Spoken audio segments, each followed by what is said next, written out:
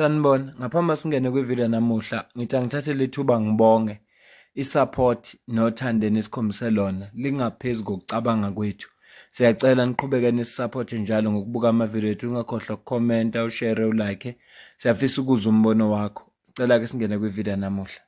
This doesn't make sense. So semzansi. South Africa.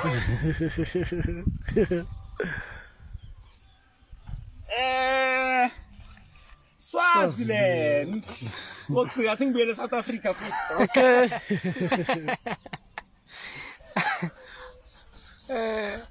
South Africa without the passport, guys. In South Africa without the passport. Near Swaziland, man. I'm petting a passport. Inethi nje kusebenzela lo metro. Swaziland. Abantu abalandela le channel nabangaziyo personal bayazi ukuthi akekho umuntu engimlalela njengoformer president uZizi Thabo Mbeki nomfowabo uMweletsi Mbeki. Abekho abantu engikhonza ukubalalela njengabo. Even no former president uJacob Zuma, I think is a good storyteller. Bangabanye babantu engibalalelayo uma kunezinto abazikhulumayo. Njengoba kucelebrate 15 years ye Thabo Mbeki Foundation, uPaulile ke naye uye wathola ithuba lokuthi akhulume. Wayeseveza ukubona kwakhe mayelana neOperation Dudula. Ngifisa ke ukucaphunela lo nkulumo ukuthi uformer president uThabo Mbeki uPaulile ngeOperation Dudula.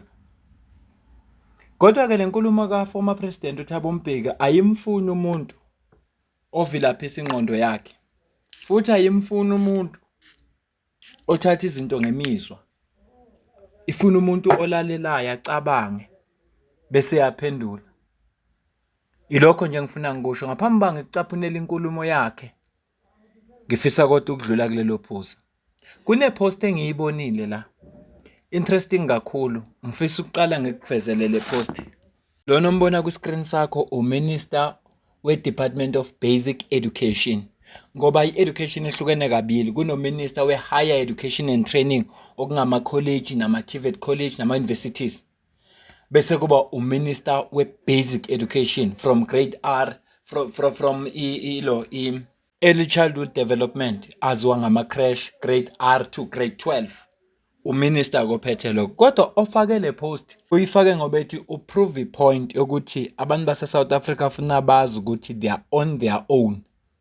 Akekho nendaba nawo. Ukuze umuntu aregister noma ingane yakhe iregister ezikoleni njengoba sek-apply online noma kuthiwa apply online kusasetshenziswa system yakudala nazi into ezifunakalayo zu8 birth certificate, immunization card okuyicard lase-clinic, utility bill, 3 months bank statement, identification document yabazali or guardian umuntu obheke leyo ngane, completed school application, a report card ne-proof of address. Kodwa uma kuza kuma illegal immigrants iyodwa into efunakalayo, even if iyodwa into efunakalayo, affidavit. Uyakhumbula ukuthi Operation Dudula kule insuku ezedlule noma kule viki lamaviki amabili adlule if I'm not mistaken, abaziphi ithuba bathi abaphume bayokhuluma ne-Department of Education. Bakhuluma noSteve Mabone spokesperson we-department. Lapha befike baveza khona ukuthi cha ingane ezizalwa yilabantu abangama illegal foreigners akufanelanga zifunde ezikoleni lezi ama-public schools. Akufanele zifunde khona. So lo fake le post uyifake nje ethi you are on your own. Buka into ezifunakalayo ungwala eSouth Africa. Kodwa into efunakayo ukuze uma umuntu engenazo lezi zinto lezi ezibaliwe lapha ezu8 engwala eSouth Africa ingane yakhe ingaregister na kuleso sikole ifunde. Kodwa engakutshela khona mahala. Umuntu ofikela ngokungekho semthethweni ongekho documented nengane yakhe futhi mhlawumbe ayikho documented kodwa ingagcini kwazile ukufunda ngoba ukufunda kuthiwa kuyilungelo la wonke umuntu kufanele afunde. Angisho lutho kodwa bengidlula nje kule post. Inhloso yami ufuna ukucaphunela uformer president uZizi. Ngizothi mangiqeda kudlala ivideo yakhe bese ngiyaphawula. Kodwa nje engikushilo ekuqaleni ilokho engisakuphinda namanje. Uma uzolalela inkulumo kaZiza ayifuna umuntu othatha izinto ngemizwa. That understanding among our people, which is very, very old, that South Africa is part of the continent, South Africa is part of the African diaspora.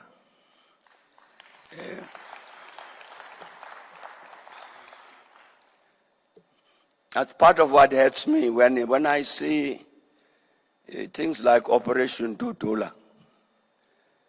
It hurts. We can't position ourselves as though we're enemies of other Africans. It's not right.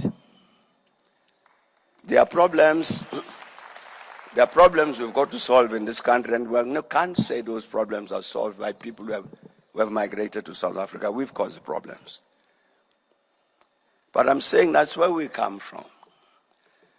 And Tio Soga was saying, rather than perishing, Africa will rise. That even the Bible was saying that.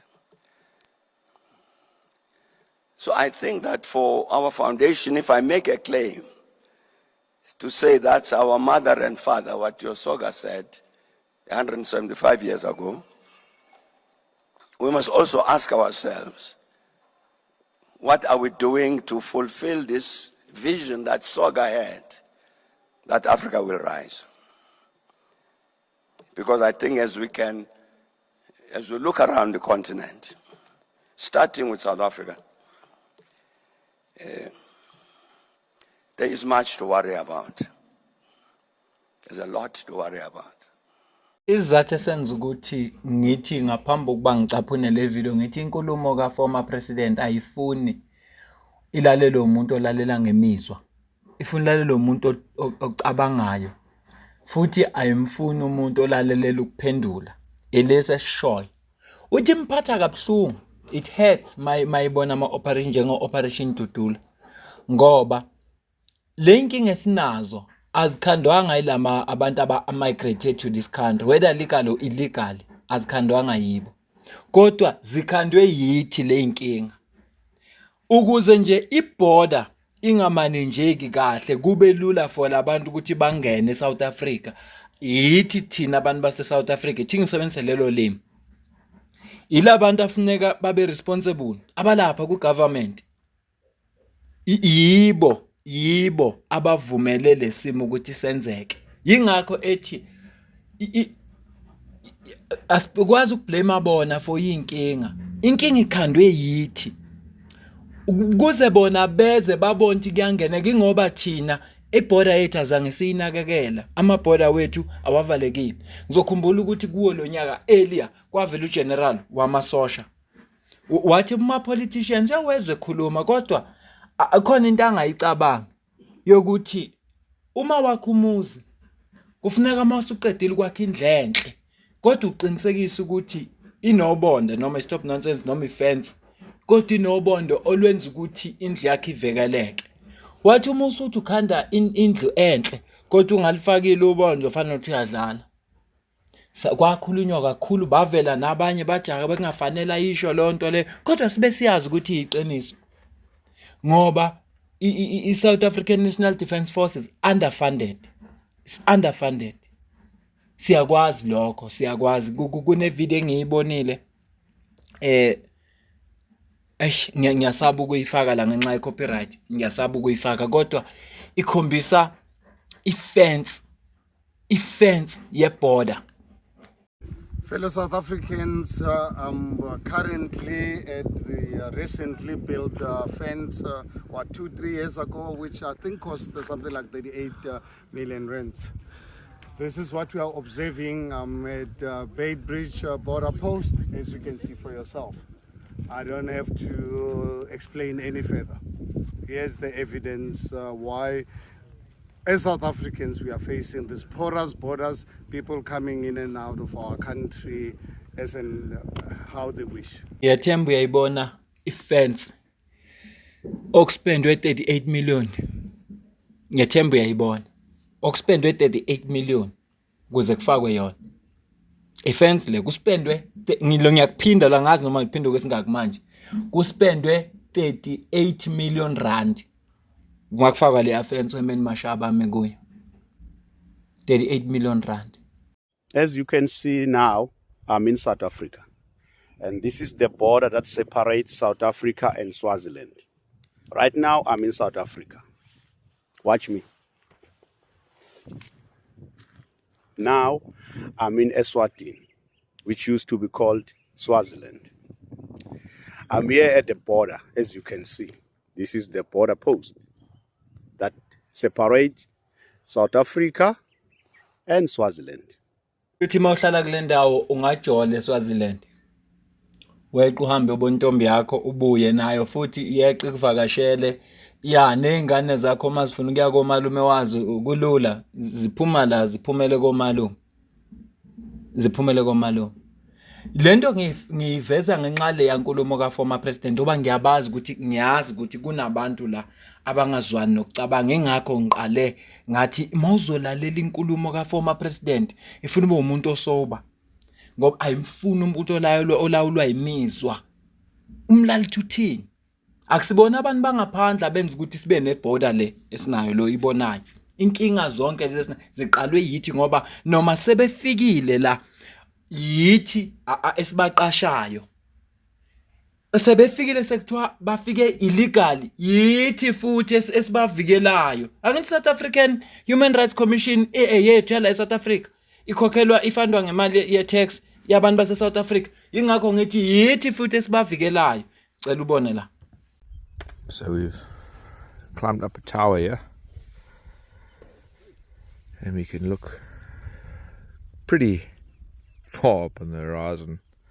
So that's the Maputo Reserve in Mozambique. It's the Tembe Transfrontier Park on this side. Absolutely breathtaking, don't you think? Eqaleni bengikuvezela iborder yase Swaziland. Manje sengikuvezela iborder ngiqeda ukukuvezela ifence yase Mozambique. Njoba umbona lo mlungu obegibele phezulu ibonakala kahle eMozambique. Siya kwiborder manje yase Zimbabwe. So this is the border fence, and this is no man's land, dividing South Africa from Zimbabwe, and people are clearly moving between the two very easily.